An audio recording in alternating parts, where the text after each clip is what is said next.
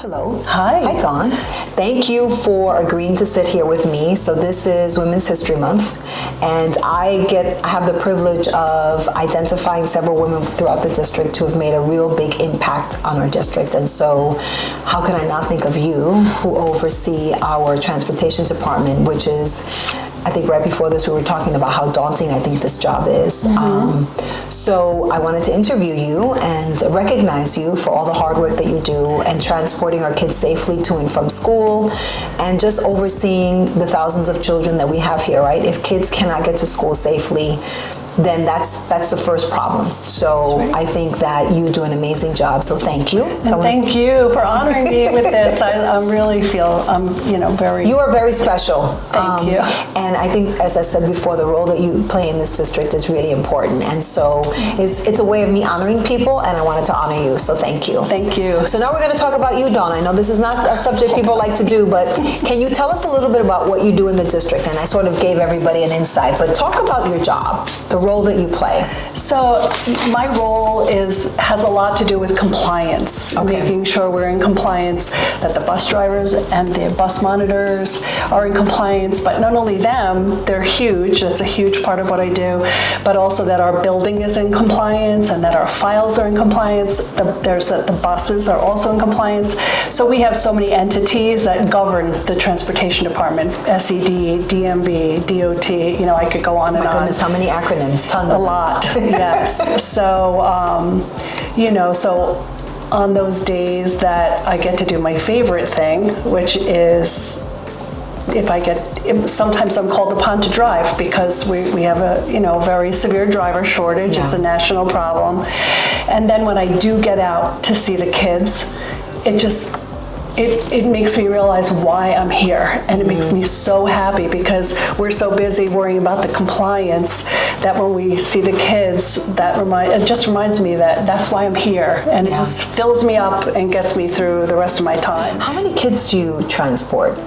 Well, we transport approximately 6,500 kids to the Monroe-Woodbury School District, and then we have our non-public students who are at this time mostly transported by contractor, but their contractors are also our responsibility. Always said that the first person a kindergartner meets is their bus driver, right? So that's even, again, so important to have those relationships. And I know that our transportation department, our drivers, and everybody who's behind the scenes, they do such a great job of making sure that our kids get to where they need to go safely. How long have you been here? I've been in the Monroe-Woodbury School District. I'm going to go into my 13th year in July. What? I can't believe that it's gone by so quickly. Yeah. 13 years? Yeah. Wow, that's a long time. Yeah, I've been in school transportation. I started in the Greenwood Lake School District, and that was it was in the year 2001. And I truly believe that you don't wake up and think, or when you're 6 or 7, that you don't want to become a transportation supervisor. That's what I want to be. I think it finds you. I think I know the answer, but what would you say is one of your greatest challenges now? The greatest challenge is the national school bus driver shortage, and just not having the staffing that we need. Some days is better than others, some days are better than others, but there's some really difficult days. So I think that is the most challenging part right now, is the worry each day, that you'll have enough drivers to move the children to where they need to go. And it's far beyond just home to school. We have field trips, and we have class trips, we have sports clubs, and we have to do we have to get our kids everywhere they need to be, right? Because that's part of their education. It's part of the school life, right? Moving kids.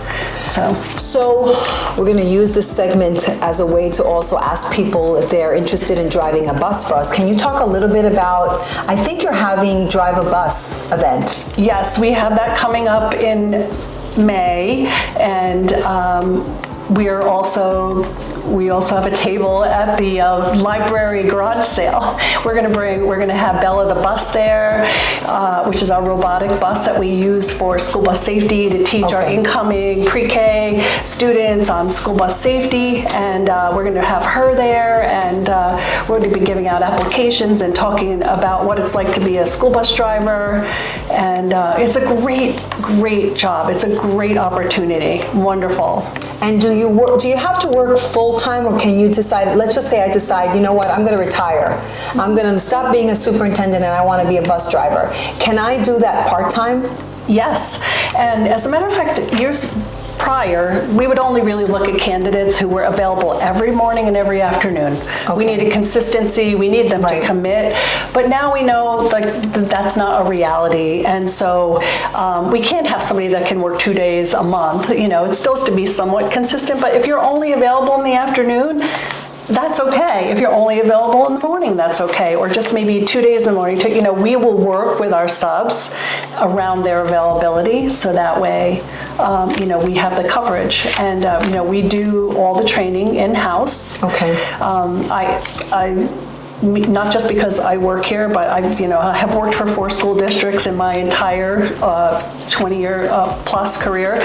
Monroe Woodbury has the best school bus driver training program I've ever seen. If you are interested in driving, please reach out to HR, Ms. Hawk, or Ms. Russell. Yes, right? You can on our school website, mw.k12.ny.us. Click on the transportation department, and all the information will be there. That's we'll awesome. Call you back. So now that I did digress, I want to go back to our interview. Name your hero and tell me why they're your hero. Hands down, I would say that my hero is my sister, Kim. I like to say she's my older sister, but she's not really. She's my younger sister. And we joke about that a lot. But in 2005, there was somebody at her where she worked, and they were waiting for a kidney, and they wound up having to go to the bottom of the list because of another health issue that they had, and basically they probably would have never gotten their kidney that they needed to live. And she got on the list and she got her blood work, and she was a perfect match. No. And she donated her kidney to a colleague at work. And it wasn't even somebody that she sat next to in the office every day and that she, was very, very close with. This was just somebody that, they saw and knew and said hi, and they watched the person's health deteriorating, and then they weren't coming to work, and, she was the perfect match. And I thought, she's always trying to outdo me, and she did it. I would say yes. There's no way you could beat that, right? There's just nothing. And what an amazing woman she is. She is something, and she's very humble. She just did it because it's the right thing to do, and I just think she's so wonderful for doing that. So name 3 characteristics that would describe you. I would say humorous. I'm also sensitive, and I'm okay with that because I feel that you have to show that side of yourself. I think sometimes as women, we forget that it's okay, to cry, even if it's a situation that you're speaking to a crier. I know, and sometimes I listen to you and I just start crying because I know you're going to cry. Yeah. And there is a third thing. I'm sorry. This was the most important one to me. This is it. I'm independent. And I just feel that,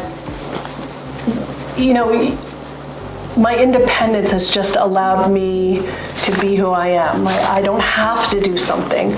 I can do something if I want to. And I feel as a woman, sometimes your lack of independence doesn't allow you to be you don't get to have your true potential. Maybe you have to be in a situation because you don't have your independence, and that's why I think it's always good to just to have your independence and do what you want, not what you have to do. But what do you think makes an effective leader? Because you are a leader, right? You're a school. You are a school district leader. You lead us in the area of transportation, right? One of the most important things that we need to do is make sure our kids get to where they need to go safely and to get to school, right? They can't learn if they can't get to school. What do you think are some of those characteristics for an effective leader? For me, I believe that it's taking the staff that you have and that you're working with and nurturing them, giving them, the support that they need, because really they are the future of the operation. And we talk about a lot. You talk to us in the admin council about, making sure your operation's going to be okay when you're not here. A lot of us are nearing retirement. And so, it's just something that happens naturally. You start looking at who you have and how can you nurture them and future-proof the operation in transportation in the industry. I'll just say this, at a conference, you could look around the room and there might be 200 people in that room, and they're all close to my age and they're all pretty close to retirement. And then there's only a handful of people that might be in their 30s or 40s, and they're the future, and there's not enough of them. Right. So it's evident that if you want to see the operation grow, future-proofing your operation. What kind of advice would you have given or would give to the younger version of you? Now that you've I would say, live simply. And what does that mean, live simply? Take risks. I think sometimes people think because of what you do that you leave work and you're living this glamorous life, and this. I just think that if you live simply, meaning live to, what makes you comfortable. You don't have to achieve or live in a gorgeous home. You just need to be happy and live simply and take risks. Like, be happy. It's kind of contradicting a little bit. I'm saying take risks, go for the gusto. But on the other hand, I'm saying, live simply. Just because it's just a good feeling. You're not stressed out over trying to hit a mark or be something that maybe you're not. That's very, it's like, I want a Lexus, but I'm probably going to get a Hyundai. I want to thank you for spending time with me today welcome. Sharing with me some really great insights to you and to what kind of inspires you and what makes you you. And I just want to say thank you to this series, because it gives me such a different opportunity to talk to people that, even though we work closely, everything is work, and this is just an opportunity to take a moment to, again, thank you for everything that you do on behalf of our students. And there's so many of them. We have thousands of children, and thank you for the work that you do. And with that, I say have a wonderful weekend. It's Monday, and I'm wishing everybody a happy weekend. And you know what? I'd like to say something to you, because we don't get too much time to spend together. But when we interviewed you for the superintendency, when you came to speak to the MWAA. Oh, really? I remember there's one thing, and I'll never forget what you said. Don't forget where you came from. So you see, and I just feel the same. Don't ever forget where you came from. Thank you. Okay, now that's a wrap.